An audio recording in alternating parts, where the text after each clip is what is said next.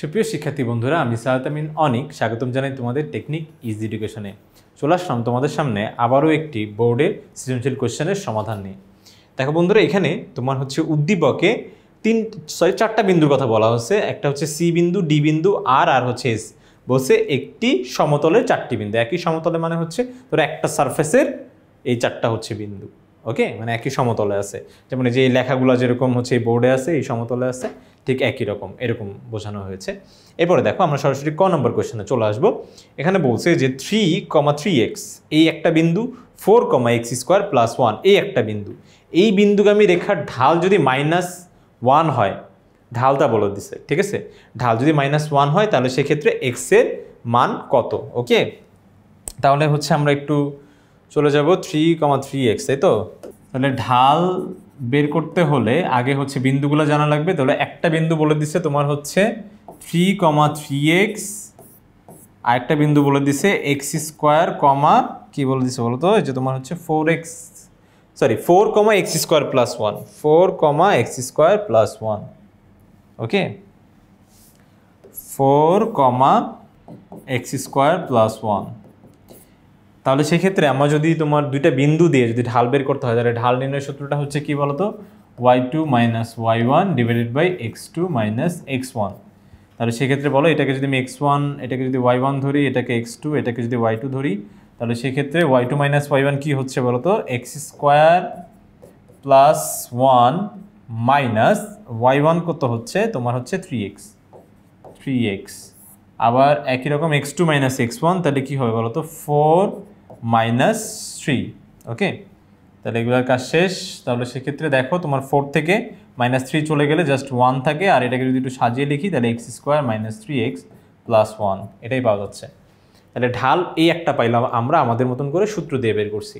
আর ওইখানে আমাদের ঢাল কত বলে দিছে? -1। তাহলে প্রশ্নমতে তাহলে এই যে আমার ঢাল আর হচ্ছে যে কোশ্চেনের যে ঢাল, কোশ্চেনের কি ঢাল বলে দিছে? 1। কোশ্চেনের ঢালটা বলে দিছে -1। কোশ্চেনের ঢালটা ছিল -1। ওকে, আমরা কোশ্চেন দেখতে পাচ্ছি আশা করি। তাহলে এটা কত হচ্ছে বলো তো? x² - 3x, এই -1 এই পাশে আসলে কি +1, তাহলে 1 + 1 কত হবে বলো তো? 2 = 0। ঠিক আছে, এরপর আমাদের যে কাজটা করতে হবে সেটা হচ্ছে কি, এটাকে দ্বিঘাত সমীকরণ তো পৃথিবীর প্রত্যেকটা দ্বিঘাত সমীকরণ, অবশ্যই পৃথিবীর প্রত্যেকটা দ্বিঘাত সমীকরণ না, কিন্তু মোটামুটি যতগুলো দ্বিঘাত সমীকরণ আছে সবসময় কি বলতো, ম্যাক্সিমাম টাইম মিডল টার্ম করেই সমাধান হয়। ঠিক আছে, মিডল টার্ম করলেই সমাধান হয়ে যায়। পৃথিবীর সকল তোমার হচ্ছে দ্বিঘাত সমীকরণ আবার মিডল টার্ম করলে সমাধান হয় না, কিন্তু এই ধরনের সমীকরণ অবশ্যই মিডল টার্ম করেই সমাধান হয়ে যাবে। কিভাবে? দেখো, এই 2কে ভাঙতে হবে, তাই তো।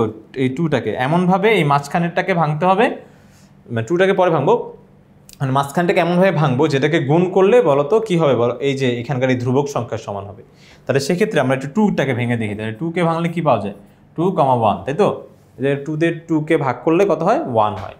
তাহলে সেক্ষেত্রে আমি দেখো 2 আর 1 পাইলাম। তো 2 আর 1 দিয়ে এই 3টাকে কি ভাঙা যায়? হ্যাঁ, ভাঙা যায়। যে আমি যদি এইভাবে লিখি যে -2x আর -x, তাহলে সেক্ষেত্রে দেখো যে -2x আর -x মিলে মানে দুইটা x আর একটা x মিলে কি 3টা x, আর বড় সংখ্যার আগের চিহ্ন, আর মাইনাসে মাইনাসে প্লাস হয় আমরা জানি। তাহলে দেখো তো এখানকার -2 আর এখানকার -1 গুণ করলেও কি 2 হচ্ছে না? ব্যাপারটা বুঝতে পারছি যে মাঝখানটা ভাঙাও হচ্ছে, আবার যেভাবে ভাঙছি সেটাকে গুণ করলে যে এখানকার ধ্রুবক সংখ্যা হচ্ছে। তাহলে সেক্ষেত্রে এইভাবেই কিন্তু আমরা মিডল টার্ম করতে পারি। তাহলে এখান থেকে দেখো এই দুইটার মধ্যে থেকে যদি আমি কমন নেই তাহলে কি কমন যাবে?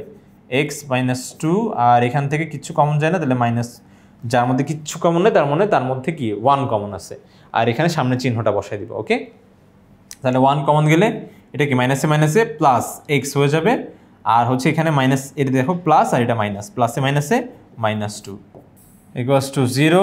এরপরে যেটা করব সেটা হচ্ছে x - 2 কমন নিয়ে নিব। তাহলে এখানে পড়ে থাকবে কি শুধু x, আর এখানে পড়ে থাকবে শুধু -1। এরপরে আমরা যারা x - 2 এর পক্ষে আসি তারা x - 2টাকে এক পাশে রাখবে, আর এই যে ডানে দেখো এটা গুণ অবস্থায় আছে, তো এটা ওই পাশে গেলে কি ভাগ হয়ে যাবে। তো 0-এর সাথে যাই ভাগ হোক না কেন সেটার মান কত হয়ে যায় বলতো? 0 হয়ে যায়।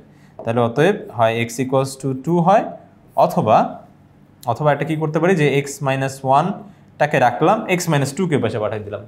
পাশে পাঠাইলে সেটা কি হয়ে যাবে বলতো? 0 হয়ে যাবে। তাহলে x = কত হবে? 1। অতএব এক্স এর কাঙ্ক্ষিত মান কি হবে বলতো 1 অথবা 2, ঠিক আছে 1 অথবা 2 যে কোনো একটা দিলেই হবে, এটাই হবে তোমাদের উত্তর। আশা করি এটা বোঝা গেছে। এরপরে আমরা চলে যাব পরবর্তী অঙ্কটাতে। পরবর্তী অঙ্কটা ভাই খুবই ইম্পর্টেন্ট একটা বিষয়। আচ্ছা, জ্যামিতিক পদ্ধতিতে সি ডি এর দূরত্ব বের করে দেখো। যে ভাই এতদিন তো সি আর ডি এর দূরত্বটা আপনি হচ্ছে ওই যে x1 রুট ওভার দিতে হবে পুরোটার উপরে, তারপরে কি x1 minus x2 whole square plus y1 minus y2 whole square, কিন্তু এবার বলছে যে না, সেটাতে করলে হবে না, জ্যামিতিক উপায়ে দেখাও। আচ্ছা, বিষয়টা কিন্তু একটু ইন্টারেস্টিং, হ্যাঁ একটু ইন্টারেস্টিং। তাহলে সেক্ষেত্রে আমরা একটু কাজ করি, হ্যাঁ সি আর ডিটা একটু দেখি। তাহলে সি বলে দিছে আমার খ নাম্বার, খুব মনোযোগ দিয়ে বুঝবে, খুবই মনোযোগ দিয়ে, হ্যাঁ একদম সুন্দরভাবে একদম মনোযোগ দিয়ে বোঝার চেষ্টা করবে। হ্যাঁ, সি বিন্দু ভাইয়া বলছে P1 আর Q1, আর ডি বিন্দু বলছে ডি বিন্দু বলছে হচ্ছে কি P2 Q2, ঠিক আছে। তাহলে সি বিন্দু আর হচ্ছে ডি বিন্দুটা আমরা লিখে ফেললাম। এখন বলছে জ্যামিতিক উপায়ে এই দুটো দূরত্ব বের করে দেখো। জ্যামিতিক উপায় কি করা যায়? আচ্ছা ভাই, আগে বিন্দুগুলো একটু বসাই দেখি তো আমি আমার মতন করে। দুইটাই পজিটিভ আছে, তার মানে আমার একটু বিন্দুগুলো স্থাপন করতে খুব বেশি অসুবিধা আশা করি হবে না। হ্যাঁ, খুব একটা বেশি অসুবিধা হবে না। এই যে দেখো এটা ওয়াই অক্ষ, এটা হচ্ছে এক্স অক্ষ, ঠিক আছে। তাহলে এটা হচ্ছে এক্স অক্ষ, এটা হচ্ছে ওয়াই অক্ষ, এটা এক্স বার, এটা হচ্ছে দেখো ওয়াই বার। ওকে, এখন যে কাজটা করতে হবে সেটা হচ্ছে বিন্দুগুলো একটু দেখি তো। ভাইয়া বিন্দুগুলো যদি আমার বসাইতে হয়, এটা তো 0,0, তোমরা জানো, সবাই আমরা জানি যে ভাই এটা একদম মূল বিন্দু 0,0, এখান থেকেই সবগুলা বিন্দুর উৎপত্তি। ওকে, আচ্ছা এরপরে বলছে যে প্রথম বিন্দু তোমার হচ্ছে একটা বিন্দু স্থাপন করতে গেলে ভাইয়া, ধরো একটা বিন্দু আছে 2,3, তাহলে ওই বিন্দুটা তোমাকে যদি বসাইতে হয় 2,3, ধরো এটা কিচ্ছু না, এটা 2,3 একটা আছে, তাহলে কি তোমার এই অক্ষ বরাবর দেখো এক্স অক্ষর বরাবর প্রথমে কি 2 একক যাওয়া লাগবে না? দেখো 1 একক 2 একক, প্রথমে এরকম এক্স অক্ষ বরাবর 2 একক যাওয়া লাগবে, মানে 2 ঘর 2 একক গেলাম। তারপরে ওয়াই অক্ষ বরাবরও কিন্তু যাওয়া লাগবে না ভাইয়া? তাহলে ওয়াই অক্ষ বরাবর আবার কতটুকু যাবে? ধরো এখানে 1 2 3 আছে, তাহলে ওয়াই অক্ষ বরাবর কি আবার এই যে এখানে যাবে না? তাহলে এক্স অক্ষ বরাবর 2 যাবে, আর ওয়াই অক্ষ বরাবর কত যাবে বলো তো? 3 যাবে। এই 3, ঠিক আছে, এই এতটুকু হচ্ছে 2 গেলা, আবার এই এতটুকু গেলা কত? 3। তারপরেই কি এই বিন্দুটা পাওয়া যায় না 2,3? পাওয়া যেত না যে তোমার হচ্ছে এতটুকু গেলা 2, এতটুকু গেলা 3, তারপরে এই বিন্দুটা কিন্তু আমরা পাই। হ্যাঁ, এই বিন্দু কিন্তু পাওয়া যায়। বিন্দু পাওয়া তো সহজ না, ঠিক আছে। তাহলে সেক্ষেত্রে ভাইয়া ঠিক একই রকম, এই যে দেখো তো এই P1 বিন্দুটা, P1 Q1 যখন বসাবো তখন এই যে এক্স অক্ষ বরাবর কতটুকু যাব? এক্স অক্ষ বরাবর ধরে আমি এখানে লিখে ফেললাম, আগে একটু লিখে ফেলি। তাহলে P1 Q1 লিখে ফেলছি, ঠিক আছে, লিখে ফেলছি। এখন আমি বলতে চাচ্ছি যে তোমার দূরে সরে রেখে, হ্যাঁ এখানে থাকো। ওকে, তাহলে হচ্ছে তোমার P1 আর Q1 লিখছি। তো দেখো ভাইয়া, তোমার হচ্ছে এই বিন্দুটা আসতে হলে অবশ্যই দেখো তো, অবশ্যই তোমাকে এই পর্যন্ত দেখো, এই যে এই পর্যন্ত, এই যে এই দাগটা পর্যন্ত দেখো, এখানকে এই দাগটা পর্যন্ত, এই এতটুকু তোমার প্রথমে P1 আসা লাগছে, এতটুকু প্রথমে কিন্তু P1 আসা লাগছে। এরপরে কি বলো তো, তোমার এতটুকু Q1 যাওয়া লাগছে, তারপরেই কিন্তু তুমি বিন্দুটা পাইছো, ঠিক আছে। তাহলে এইখান থেকে এতটুকু কি হলো বলতো? P1 গেলাম, তারপরে এইখান থেকে এতটুকু লম্বালম্বি আমরা কি গেলাম বলতো? Q1 গেলাম, তাই তো। Q1 যাওয়ার পরেই হচ্ছে আমরা কিন্তু এই বিন্দুটা পাওয়া গেছে। ওকে, আচ্ছা এতটুকু ক্লিয়ার। এরপরে দেখো আমি P2 Q2 বসাবো। এখন P2 Q2 না একটু দূরে ধরলাম, একটু দূরে চলে গেছে, ঠিক আছে। তাহলে এখান থেকে এতটুকু ধরলাম যে প্রথমে P2 আসছে, ধরো এই যে এইখানে ধরলাম আমি বিন্দুটা, নতুন আমার বিন্দুটা P2, ভালোভাবে বুঝো কিন্তু, হ্যাঁ ভালোভাবে, একদম ভালোভাবে। P2 আর এটা ধরো তোমার হচ্ছে এটা কিন্তু C ছিল, আচ্ছা এটা হচ্ছে D। এরপরে হচ্ছে এটা ডিটা ভালোভাবে বোঝা যাচ্ছে না, এটা D। P2 আর হচ্ছে কি বলতো? Q2, ঠিক আছে, P2 Q2। ওকে, আচ্ছা এরপরে দেখো যে ব্যাপারটা যে ভাইয়া, তাহলে এইখানে যেরকম P2 Q2 যাওয়ার জন্য আমার তাহলে কি করা লাগছে বলতো? এই যে দেখো P2Q2 যাওয়ার জন্য আমাকে যেটা করতে হয়েছে, দেখো এই যে দেখো এই মূল বিন্দু থেকে তো যাত্রা শুরু করছি, যাত্রা শুরু করে প্রথমে এই দেখো পুরাটা ধরো যে এই পর্যন্ত আসছি, ধরো এই পর্যন্ত আসছে কি বলতো পুরা P2 পরিমাণ, P2 দেখো এই যে এই নীল দাগটা পুরোটাই হচ্ছে কি বলতো P2, ঠিক আছে P2, ওকে। তাহলে নিচে আমি লিখলাম P2, দেখো পুরাটা গেছে কিন্তু P2, ওকে। বুঝো কিন্তু যে পুরাটা হচ্ছে তোমার গেছে কি বলতো P2, ওকে। এর দাগটা ভালো হলো না, এটা উল্টা সেকেন্ড ব্র্যাকেট, এই ধরো এতটুকু হচ্ছে ধরো তোমার P2, ওকে। আচ্ছা এরপরে দেখো যে Q2, তাহলে Q2 কি হবে বলতে, যে এখান থেকে যে লম্বি একদম Q2, তাহলে দেখো যে y অক্ষ বরাবর আবার কি Q2 যাব, তাহলে প্রথমে কি আসছে P2 আসছি, এই যে x অক্ষ বরাবর, কারণ x এর মান P2, আবার y এর মান Q2 মানে কি y অক্ষ বরাবর Q2 গেছি। ক্লিয়ার হতে তো? আচ্ছা ঠিক আছে, তাহলে সেক্ষেত্রে এতটুকু আমরা ক্লিয়ার হয়ে গেলাম। আর যাওয়ার সময় কিন্তু একদম লম্বি গেছি, এমন না বাঁকাতেরা গেছি, হ্যাঁ একদম কিন্তু সোজাসুজি গেছি, একদম লম্ব বরাবর সোজাসুজি, ঠিক আছে। আচ্ছা এখন আমার বের করা লাগবে কি, এই দূরত্বটা বের করতে হবে, আমাকে এই দূরত্বটা বের করতে হবে, যে সিডি দূরত্বটা, ঠিক আছে সিডি দূরত্বটা। তাহলে এটা করার জন্য আমরা প্রথমে যে কাজটা করব, যে একটু জ্যামিতিকভাবে কিছু বিষয় একটু এঁকে নিব, হ্যাঁ সেটা হচ্ছে ধরো এটা তো মূলবিন্দু ও তাই তো, তাহলে এইখানে একটা বিন্দু, নতুন একটা বিন্দুর নাম দিই, ধরো নাম দিই যে হচ্ছে এই বিন্দুটা হচ্ছে দেখো এই যে দেখো তোমার সি থেকে একদম এক্সের উপর লম্ব, ওকে। সি থেকে এক্সের উপর লম্ব নাম দেই, দেখো নামটা দেওয়া যাবে, ধরো এটাকে আমি নাম দিয়ে দিলাম পি, সুন্দরভাবে বললাম সিপি, ঠিক আছে সিপি হচ্ছে লম্ব, ওকে সিপি লম্ব, খুব ভালো কথা সিপি। তাহলে এখানে আমি বলে দিতে পারি যে তোমার এক্স অক্ষের উপরে সিপি লম্ব, ধরো উপর সিপি লম্ব অঙ্কন করি, ধরো সিপি লম্ব অঙ্কন করি, ওকে। এটা একটা পার্ট গেল। এরপরে দেখো তোমার হচ্ছে এইটার নাম দিলাম আমি কিউ, এরপর আবার হচ্ছে এক্স অক্ষের উপরে এবং আবার এক্স অক্ষের উপরে, ঠিক আছে এক্স অক্ষের উপরেই আবার এখানে লিখে দিতে পারতাম যে এই যে এক্স অক্ষের উপরে সিপি, এবং এটাকে একটু সহায় দিই, তাহলে আমার বারবার লেখা লাগবে না, সিপি লম্ব আর হচ্ছে কি বলতো ডিকিউ লম্ব, ও ডিকিউ লম্ব, ঠিক আছে ডিকিউ লম্ব অঙ্কন করি, লম্ব আঁকছি, ঠিক আছে। তাহলে লম্ব যেহেতু আঁকছি, তাহলে এটা লম্ব সাইন দিয়ে দিই, এই যে ধরো লম্ব সাইন, এই যে দেখো এই যে এটা মানে লম্ব মানে 90 ডিগ্রি কোণ উৎপন্ন করছে, ঠিক আছে। এরপর আরেকটা কাজ করব কি, যে দেখো এই যে সি থেকে এই যে দেখো এখানে এই যে এখানে একটা সি থেকে এই যে তোমার হচ্ছে ডিকিউ এর উপরে, এবং এখন এখানে একটু লিখে নিব সি থেকে ডিকিউ এর উপরে, ওকে। এই পোর্শনটুকু তোমরা হচ্ছে ধরো একটু এখানে একটু নিয়ে আসলাম, একটু সাজায়, একেবারেই আমরা আমাদের মতন করে বুঝে লিখবো, হ্যাঁ তোরা বুঝে, ঠিক আছে। তাহলে ওই যে দেখো তোমার হচ্ছে সি বিন্দু থেকে, এবার সি বিন্দু থেকে তোমার হচ্ছে ডিকিউ এর উপরে,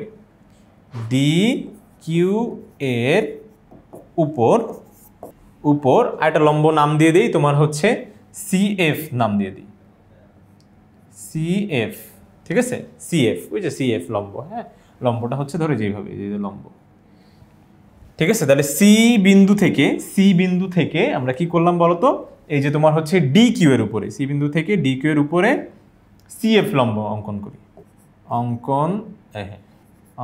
করি, ঠিক আছে। আচ্ছা এতটুকু ক্লিয়ার, দেখো চিত্রটা কিন্তু আমাদের অলমোস্ট শেষ, চিত্রটা বুঝতে পারছো। এখন মানগুলা নিয়ে হচ্ছে মানগুলো আমার হচ্ছে কাজ করতে হবে নিয়ে। তাহলে দেখো বন্ধুরা, প্রথমে আমাদের যে ব্যাপারটা একটু লক্ষ্য করতে হবে, সে ব্যাপারটা হচ্ছে কি, যে দেখো আমাদের এই দেখো পুরাটা একটা সমকোণী ত্রিভুজ হয়েছে না, দেখো সিডিএফ সমকোণী ত্রিভুজ, ওকে সিডিএফ সমকোণী ত্রিভুজে ধরো এটাকে একটু সরাই দিই, হ্যাঁ এই যে পুরাটা হচ্ছে তোমার Q1 আর কি, এই যে পুরাটা হচ্ছে Q2 আর কি। এরপরে আমরা চলে যাব এই দেখো ত্রিভুজ, ওই যে দেখো ত্রিভুজ CDFA, ঠিক আছে।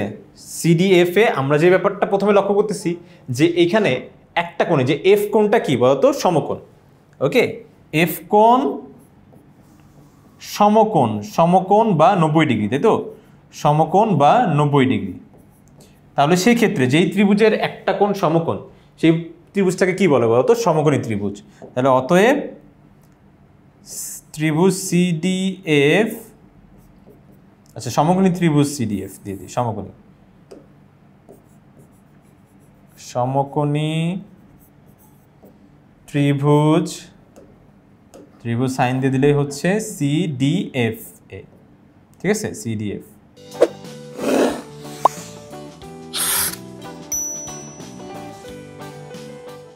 দেখো বন্ধুরা, এখানে যে আমি বাহুগুলো যদি দেখি, তাহলে প্রথমে যে বাহুটা দেখতেছি আমি এখানে দেখতে পাচ্ছি সিএফ বাহুটা, দেখো লাল হয়ে আছে, এই সিএফ বাহুটা।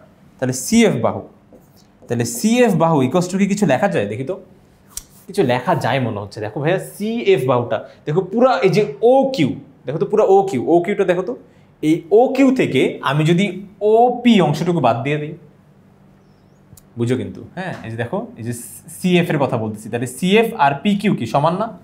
সিএফ অংশ আর এই পি কিউ অংশ সমান কিন্তু। সিএফ অংশ দেখো ভাই, যে সি থেকে এফ অংশ আর পি কিউ অংশ কিন্তু সমান। ওকে, তাহলে এখন দেখো ব্যাপারটা হচ্ছে যে ভাইয়া দেখো, তুমি এই যে পুরো ও কিউ থেকে, এই যে ও কিউ, এই যে পুরাটা থেকে যদি তুমি ওপি অংশ বাদ দিয়ে দাও, পুরাটা থেকে যদি এই যে দেখো এই ওপি অংশটুকু বাদ দিয়ে দাও, এটা লক্ষ্য করো, জাস্ট ওপি অংশটুকু বাদ দিয়ে দিলেই কিন্তু তুমি পি কিউ অংশটুকু পাচ্ছ। তার মানে তুমি এটা লিখতে পারো কি বলতো? ও কিউ মাইনাস হচ্ছে কি বলতো? ওপি, ও কিউ মাইনাস ওপি কিন্তু লেখা যাবে। ওকে, আর এই যে দেখো তো তোমার হচ্ছে যে ও কিউ এর মান কত? ও কিউ এর মান কত? ও কিউ এর মান কিন্তু ছিল P2। এই দেখো পুরাটা দেখো, এই যে P2 বরাবর গেছে। ওকে, তাহলে এটা কিন্তু P2, আর এখান থেকে এতটুকু কি আসছিলাম? P1, তাহলে এটা P1 লেখা যাবে। ঠিক একই রকম ভাবে এখন করব আমরা হচ্ছে ডিএফটা। ডিএফটা কি হবে বলো তো? এই যে দেখো পুরা হচ্ছে তোমার ডি কিউ থেকে, এই যে দেখো পুরাটা বুঝে নিও কিন্তু। তাহলে দেখো বন্ধুরা, তোমার হচ্ছে এখানে হচ্ছে সিপি, তাহলে হচ্ছে তোমার দেখো এই যে পুরাটা হচ্ছে কি বলতো? D Q. দেখো ডি কিউ থেকে আমি যদি সিপি অংশটুকু বাদ দিয়ে দিই, দেখো যে এই অংশটুকু যদি বাদ দিয়ে দিই, তাহলে এতটুকু অংশ পাওয়া যায় না? তোমরা একটু মনোযোগ দিয়ে বোঝার চেষ্টা করো, হ্যাঁ, যে তুমি কি করতে যাচ্ছ, যে তোমার এই যে দেখো পুরাটা হচ্ছে কি বলতো? তোমার হচ্ছে এই যে ডি কিউ থেকে তুমি সিপি অংশটুকু বাদ দিয়ে দিচ্ছ। আচ্ছা, তাহলে পুরো ডি কিউ মানে জানি কি ছিল? Q2, তাই তো? কিউ টু, আর হচ্ছে তোমার এই যে এখানকার এই এতটুকু সিপি মানে কি ছিল? Q1। ব্যাস শেষ, ঠিক আছে? দেখো এখান থেকে কিন্তু সূত্রের প্রমাণও আসতে পারে, এটা কিন্তু পুরো সূত্রের প্রমাণও। এখন আমার লাগবে কি? সিডি বাহুটা জানা লাগবে, সিডি বাহুটা জানা লাগবে। হ্যাঁ, তাহলে সিডি বাহুটা আমি কিভাবে পাই? দেখো বন্ধুরা, এটা কি একটা সমকোণী ত্রিভুজ না? সমকোণী ত্রিভুজের ওই যে পিথাগোরাসের সূত্র যদি অ্যাপ্লাই করি, তাহলে তো কাজ হয়ে যাবে, তাই না? পিথাগোরাসের সূত্রটা অ্যাপ্লাই করতে পারলেই কাজ কিন্তু আমার শেষ। দেখো পিথাগোরাসের সূত্রটা, ত্রিভুজে ধরো হচ্ছে এখানে এই যে পিথাগোরাসে তোমার হচ্ছে সমকোণী ত্রিভুজের অতিভুজটা কি হবে বলতো? অতিভুজ কিন্তু এই যে সিডিটা অতিভুজ, অতিভুজ স্কোয়ার ইকুয়ালস টু আমরা কি জানি? লম্ব স্কোয়ার প্লাস ভূমি স্কোয়ার, তাহলে একটু লক্ষ্য করে দেখি অতিভুজটা কত বলো তো আমাদের? সিডি, তাই তো? অতিভুজ হচ্ছে সিডি, তাহলে সিডি স্কোয়ার ইকুয়ালস টু আমরা কি বলতে পারি? লম্ব কি আমাদের? দেখো যে লম্ব বরাবর কি আছে? লম্ব বরাবর আছে হচ্ছে তোমার ডিএফ, লম্ব বরাবর আছে ডিএফ, লম্ব বরাবর ডিএফ আছে। তাহলে সেই ক্ষেত্রে তোমার হচ্ছে কি লেখা যায়? ডিএফ স্কোয়ার ইকুয়ালস টু কি লেখা যায় বলো তো? ওই যে তোমার সিএফ স্কোয়ার ভূমি। তাহলে ডিএফ মানে যেন আমি কি পেলাম? ডিএফ মানে পাইছি Q2, তাহলে Q2 minus Q1 whole square plus P2 minus P1 whole square. এরপরে দেখো পুরোটার উপরে যদি আমি রুট করে দেই, দেখো স্কোয়ার এই পাশে আসলে রুট হয়ে যাবে না, আর এখানে কিন্তু অবশ্যই প্লাস মাইনাস দিতে হবে, আর রুট করলে অবশ্যই প্লাস মাইনাস দিতে হয়। কেন দিতে হয় আমি বলতেছি। যেহেতু দুটাই প্লাস আকারে আছে, কেউ যদি চায় যে না P2 মাইনাস P1কে আগে দিবে, সে কিন্তু আগেও দিতে পারে। ওকে, আর প্লাস মাইনাসটা কেন দেওয়া হয় দেখো বন্ধুরা, তোমার হচ্ছে 4, ওকে, তাহলে এখানে যদি আমি 4কে এইভাবে দেখো -2 হোল স্কোয়ারও বলা যায়, আবার কি +2 হোল স্কোয়ারও বলা যায়, তাই না? দেখো -2কে স্কোয়ার করলেও কি হয় 4 হয়, +2কে স্কোয়ার করলেও কি হয় বলো তো 4 হয়। এখন ধরো আমি এটাকে রুট করবো, ওকে, √4 করবো, তাহলে সেক্ষেত্রে আমি কি এটাকে লিখতে পারি -2 হোল স্কোয়ারও লিখতে পারি না? তাহলে দেখো স্কোয়ার আর রুটে কাটাকাটি, স্কোয়ারের রুটে কাটাকাটি গেলে এখানে কত আসবে -2। আবার ঠিক একই রকম অনেকে চাইলে যে মাইনাস দিব না, 2 স্কোয়ার দিব, তাহলে সেও কিন্তু করতে পারি স্কোয়ারের রুটে কাটাকাটি 2। তাহলে দেখো √4 করলে আমরা কিন্তু দুই ধরনের মান পাই, এক কি বলতো মাইনাস মানও পাই, আবার হচ্ছে কি বলতো প্লাস মানও পাই। তাহলে সেক্ষেত্রে এটার জন্য আমাদের হচ্ছে কি বলতো প্লাস মাইনাস দুইটাই কিন্তু ব্যবহার করা লাগে, তো প্লাস মাইনাস দুইটাই ব্যবহার করব।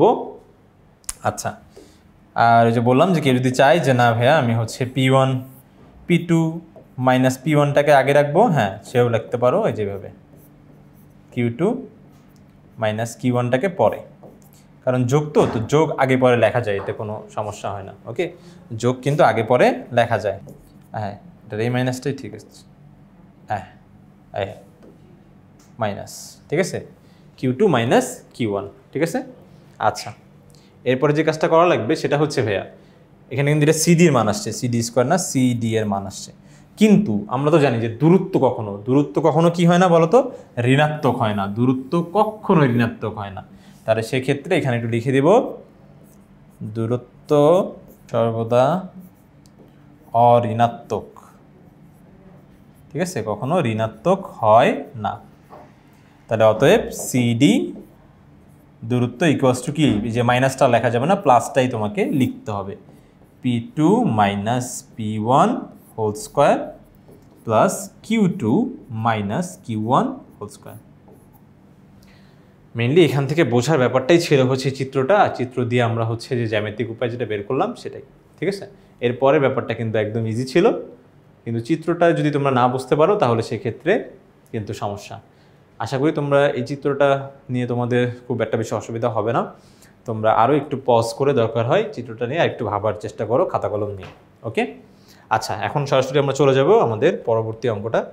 বলছে এখানে RS রেখাটি গ নাম্বারে বলছে যে RS রেখাটি X অক্ষ আর Y অক্ষকে যথাক্রমে A আর B বিন্দুতে ছেদ করলে A ও B এর ক্ষেত্রফল নির্ণয় করো। তার মানে যে R আর S আছে, এই যে তোমার R আছে -5,15 -5,15 আছে, আর S কি আছে, S আছে হচ্ছে তোমার 10,-5 10,-5, ঠিক আছে, 10,-5। এবার বলছে এই RS সরলরেখাটি X অক্ষকে আর Y অক্ষকে যথাক্রমে A ও B বিন্দুতে ছেদ করে। তাহলে আগে তো সমীকরণ জানা লাগবে, তারপরে তো ছেদবিন্দু পাবো। তাহলে দুইটা বিন্দু জানা থাকলে সূত্র কি y মাইনাস y1, তাহলে অতএব ধরো এটাকে আমি x1, এটাকে y1 ধরলাম, এটাকে x2, এটাকে y2 ধরলাম। তাহলে সেক্ষেত্রে আমার সূত্র কি বসালে যদি বসাই তাহলে সেক্ষেত্রে এটা কত হবে বলো তো 15 হবে, এটা হবে কি 15 মাইনাস y2 কত বলো তো 15। আচ্ছা, খুবই ভালো কথা। তারপরে হচ্ছে সরি y2 তোমার হচ্ছে এখানে y1 হচ্ছে 15, তাহলে y1 আর হচ্ছে y2 কত -5, y2টা -5, ওকে। এরপরে যে ব্যাপারটা সেটা হচ্ছে কি বলতো এই যে x মাইনাস x1, তাহলে x মাইনাস x1 কত হচ্ছে আমার -5, আর হচ্ছে x2 কত হচ্ছে -5 -10, ওকে।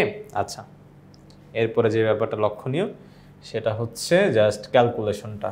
তাহলে সূত্র যেহেতু বসানো শেষ, সূত্রকে করে দাও টাটা বাই বাই। তোমরা যারা সূত্র আলাদা করে বসা নিতে পারো, ঠিক আছে, যে সূত্রটা সমীকরণ বের করার সূত্র, তারপরে হচ্ছে মানটা বসাতে পারো। এইখানে এখন আমরা শুধু জাস্ট এই যে দেখো তোমার হচ্ছে y মাইনাস 15 মাইনাসে মাইনাসে প্লাস, তাহলে হচ্ছে কত হবে 20, এখানে কত হবে -15, এখানে হবে x প্লাস 5, ওকে। এরপরে যে ব্যাপারটা লক্ষণীয় সেটা হচ্ছে কি বলতো, এখানে জাস্ট আমরা 5 দিয়ে যদি দুই পাশে মাল্টিপ্লাই করে দিই, মানে দেখো এখানেও 5 এখানেও 5 দিয়ে মাল্টিপ্লাই করলে এটা কাটাকাটি করলে কত হয় বলো তো 4, আর এটা কাটাকাটি করলে -3। সেই কাজটা আমরা এখন একবারে করে দিব। ওকে, এখন তো আমরা লেজেন্ড। তাহলে কত হবে 4, আর এটা কত হবে বলো তো -3। এখন যদি আমি আড়াআড়ি গুণ করে দেই দেখো, তাহলে এটা কত হবে -3y মাইনাসে মাইনাসে প্লাস 3 15 45, আর হচ্ছে তোমার এখানে 4x 4 5 20। ওকে, এই পাশে 0, তাহলে এটা কত 4x প্লাস 3y, আর হচ্ছে এই পাশে আসলে +20 মাইনাস 45, তাহলে কত হবে -25। তো 4x plus 3y minus 25 equals to 0। দেখো ক্যালকুলেশনটা সবাই একটু দেখে নাও, একটু পজ দিয়ে দেখে নাও। ওকে, এরপরে আমরা যে ব্যাপারটা লক্ষ্য করব সেটা হচ্ছে এখান থেকে এখন যেটা x অক্ষ আর y অক্ষকে ছেদ করে দেয়, তো x অক্ষ আর y অক্ষকে ছেদ করতেছে এবং ওদের সাথে একটা ত্রিভুজ উৎপন্ন করতেছে। ত্রিভুজের নাম দিছে এ ও বি। তার মানে ও মানে বুঝতেই পারতেছো যে তোমার হচ্ছে এটা দেখো, ধরলাম সরলরেখাটা এইভাবে ছেদ করছে। ধরো এই বিন্দুটা আমি ধরলাম এ, এই বিন্দুটাকে ধরলাম আমি হচ্ছে বি, ঠিক আছে। আর এই যে ও হচ্ছে কি বলতো, এই যে অরিজিন, যে ও বিন্দু মূল বিন্দু, ঠিক আছে, মূল বিন্দুর স্থানাঙ্ক 0 0। আচ্ছা, তাহলে সেক্ষেত্রে আমার এই যে তোমার হচ্ছে এই সরলরেখাটা এক্স অক্ষকে আর ওয়াই অক্ষকে যেই বিন্দুতে ছেদ করছে সেই বিন্দুগুলো বের করতে হবে, তাই তো। তাহলে 4x plus 3y minus 25 equals to 0। X অক্ষকে সরলরেখাটি এক্স অক্ষকে এই বিন্দুতে ছেদ করলে ছেদ বিন্দুতে y ইকুয়ালস টু কত হয় 0। এক্স অক্ষে y এর মানটা 0 হয়। তাহলে y এর মান 0 যদি এখানে বসাই দিই তাহলে সেই ক্ষেত্রে কি পাওয়া যাবে, কত হবে 4x plus 3 into 0 minus 25 equals to 0। অতএব x ইকুয়ালস টু কত দেখো 25, -25 যদি এই পাশে চলে আসে তাহলে +25, আর 4 এই পাশে গেলে ভাগ। দেখো x এর সাথে গুণ আকারে ছিল। তাহলে এই বিন্দুর স্থানাঙ্ক কি হচ্ছে, এ কত আসছে 25 4, 0, এটা আসলো একটা। আর আরেকটা হচ্ছে কি বলতো তোমার বি বিন্দু, তাই তো। বি বিন্দু আবার হচ্ছে কি এই সরলরেখাটাই y অক্ষকে ছেদ করতেছে যে বিন্দুতে, তাহলে y অক্ষকে। ওকে, তাহলে একই রকম 4x plus 3y minus 25 equals to 0। X অক্ষকে, সরি y অক্ষকে হবে, এক্স অক্ষকে তো এখানে করে ফেলছে, y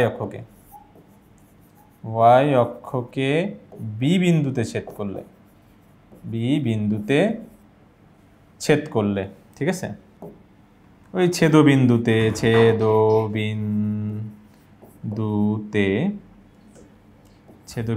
কি হবে বলতো, ছেদবিন্দুতে এটা ভালো করে লিখি। ছেদবিন্দুতে তোমার হচ্ছে x এর মান কত হয় 0, কারণ আমরা জানি যে y অক্ষে x এর মানটা হয় 0 আর x অক্ষে y এর মানটা 0, ঠিক আছে। তাহলে সেক্ষেত্রে এই 0 মানটা অবশ্যই বাসায় নিয়ে যাবো না, এখানে বসাই দিব, তাই তো। তাহলে কত হবে বলো তো 4 into 0 3y minus 25 equals to 0। অতএব y ইকুয়ালস টু 25/3। কেন 3 দেখো -25 পেশে গেলে +25, আর এখানে 3 গুণ অবস্থা আছে, পেশে গেলে ভাগ। এখন ভাইয়া একটু বিন্দুগুলো আমি একটু বসাই দেখি তো। তাহলে হচ্ছে এই যে দেখো এখানে তুমি বলো যে তাহলে বি বিন্দুটা কত আসবে। বি বিন্দু আসবে হচ্ছে 0, x এর মান 0, আর এটা কত হবে 25,3, এটাই আসবে না। এটা একটা বিন্দু, ঠিক আছে, এটা একটা বিন্দু, এই যে দেখো এটা একটা বিন্দু, আর হচ্ছে এই যে একটা বিন্দু। ওকে, এই হচ্ছে আমার দুইটা বিন্দু। এখন এই দুইটা বিন্দু আমি এখানে বসাই দিব। বসাই দিলে এটা হচ্ছে এ হচ্ছে 25,4, আর এটা হবে কি বলতো 0,25/3। ওকে, দেখা যায়। এরপরে যে বিষয়টা সেটা হচ্ছে কি ভাই, দেখো এটা কিন্তু একটা সমকোণী ত্রিভুজ।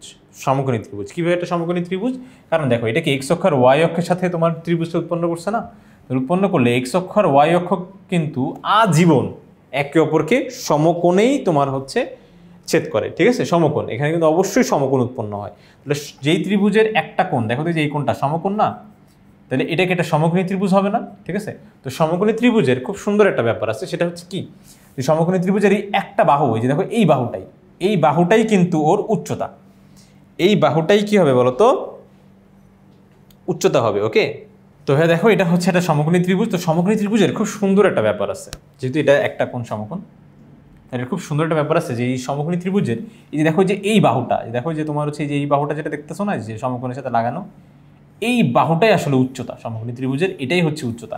কারণ কি বলতো, আমরা যখন উচ্চতা পরিমাপ করি তখন কি নিজের একদম সোজা হয়ে দাঁড়িয়ে থাকি না? কেন সোজা হয়ে দাঁড়িয়ে থাকি? যে কি যেন 1 ইঞ্চি বেশি আসে না, সেই জন্য না, যেন মাপটা অ্যাকুরেট আসে। ওকে, যেন উচ্চতার আমাদের যে উচ্চতাটা সেটা যেন একদম অ্যাকুরেট আছে, সেই জন্য আমরা সোজা হয়ে দাঁড়িয়ে থাকি। তাহলে সেই জন্য এটাও কি বলতো ভাই, যে 90 ডিগ্রি বরাবর যেই একদম সোজা দাগটা যাবে সেটাই হচ্ছে কি বলতো ত্রিভুজের উচ্চতা। তো ভাইয়া এতদিন আমরা ছোটোবেলায় যেই ত্রিভুজের সূত্রটা শিখছিলাম, হ্যাঁ এই যে শিখছি আর হচ্ছে ব্যবহার করার সুযোগ পাই না, যে ত্রিভুজের ক্ষেত্রফল বের করার সূত্র কি, হাফ ইন্টু ভূমি গুণ উচ্চতা। তো এতদিন এই যে এইসব যে ত্রিভুজ আছে এর না এই বাহুটা কখনোই উচ্চতা না, উচ্চতা কি যে আলাদাই, যে একদম মাঝখান থেকে যে এটা একদম সমকোণ যেটা, এটা হচ্ছে উচ্চতা হয়। তো সেই জন্য আমরা হচ্ছে এই এই ত্রিভুজের এই যে উচ্চতা রিলেটেড যে সূত্রটা আছে সেটা কিন্তু ব্যবহার করতে পাইনি, কিন্তু এই সমকোণী ত্রিভুজ আমাদেরকে এই সুযোগটা করে দেয় যে ভাই তুমি যদি কোনোভাবে যে ভূমিটা আর হচ্ছে এই উচ্চতা বের করতে পারো, যে এই বাহুটা বের করতে পারো, তাহলে সেক্ষেত্রে কাজ হয়ে যাবে। তাহলে সেক্ষেত্রে ভাই দেখো এটা তো মূল বিন্দু, তাই না? এখন মূল বিন্দু থেকে তুমি দেখো প্রথমে এই যে 25/4 পর্যন্ত গেছো না, 25/4 পর্যন্ত, তাহলে কি এই দূরত্বটা কত হবে? 25/4ই না? এই যে দেখো এক্স অক্ষের বা ওয়াই অক্ষের উপরে থাকলে এই সুন্দর এই ব্যাপারটা হয়, বুঝছো? তোমাকে আর কষ্ট করে যে বিন্দু দিয়ে দূরত্ব বের করা লাগবে না, জাস্ট জানো যে এটা 0 0, তাহলে 0 0 থেকে তুমি 25/4 আসছো, সেই জন্য তুমি ধরো এইখানে এই বিন্দুটা, আর ওয়াই অক্ষ বরাবর কোনো জায়গায় যাওয়াই নাই, তাহলে এটা কিন্তু দূরত্ব কত? 25/4 হবে। ঠিক একই রকম এইখানে ওয়াই অক্ষ বরাবর কত গেছো? 25/3 গেছো, তাহলে এই দূরত্বটা কত হবে? 25/3 একক হবে। ওকে, এই যে এক্স অক্ষের আর ওয়াই অক্ষের উপরে থাকলে এই ব্যাপারটা হয়ে যায়। ওকে, এখন আমরা যদি ত্রিভুজের ক্ষেত্রফল বের করতে চাই এখানেই করব। হ্যাঁ, তোমরা একটু নিচে করে দিও, আমি কিন্তু তোমাদের বোঝার স্বার্থে জাস্ট এখানে করে দিচ্ছি যে ভাইয়া ত্রিভুজ এ ও বি এর ক্ষেত্রফল, তাই তো, ক্ষেত্রফল কি হবে? হাফ ইন্টু ভূমি কত ভাইয়া বলো তো? যে ও এ হচ্ছে ভূমি, উচ্চতা কত বলো তো ভাইয়া? ও বি, তাহলে সেক্ষেত্রে কি হবে? হাফ ইন্টু ও এ কত? 25/4, তারপরে ও বি কত? 25 হচ্ছে কি বলতো 3। ওকে, তাহলে এইখান থেকে আর হচ্ছে কাটাকাটি করার কোনো অপশন নাই, আমরা শুধু জাস্ট একবারে উপরে গুণ করে দিব। তাহলে 25 গুণ করলে 625, আর এখানে কত হয় বলতো? 4 দুগুণে 8, 3 8 24। তাহলে এটাই কিন্তু আমাদের কাঙ্ক্ষিত উত্তর। আশা করি বন্ধুরা তোমরা হচ্ছে এই কোশ্চেনের সমাধানটা বুঝতে পেরেছ। তো পরবর্তী ভিডিও দেখার আমন্ত্রণ জানিয়ে আজকে এখানেই শেষ করি।